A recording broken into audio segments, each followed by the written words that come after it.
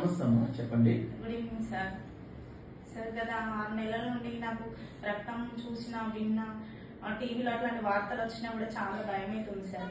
మా ఊర్లో హెచ్ఐవి ఉన్న వాళ్ళని చూసినా ఎవరైనా మా షాప్కి వచ్చి నాకు డబ్బులు ఇచ్చి ఏదైనా వస్తువు తీసుకెళ్ళినా కూడా పదే పదే చేతులు అడుకోవడం, ఇచ్చిన ఆ డబ్బులను కూడా కడిగే స్థితిలో ఉన్నాను సార్ నేను.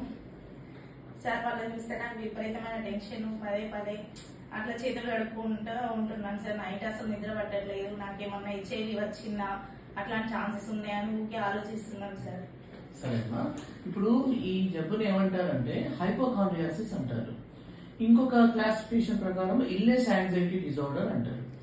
అంటే ఒకనొక ఇల్నెస్.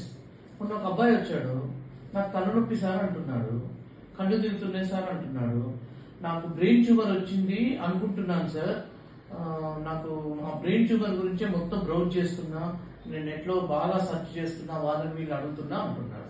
సో ఒకనొక ఇల్నెస్ గురించి వాళ్ళకి పదే పదే టెన్షన్ రావడం, అదే ఆలోచన రావడము, దానికి హైరాణ పడిపోవడము, నెగిటివ్ గా రియాక్ట్ కావడం జరుగుతుంది. దానికి చాలా మంచి మందులు ఉంటాయి, మంచి కౌన్సిలింగ్ ఉంటుంది. దీన్ని హైపోకాండ్రియాసిస్ అంటారు.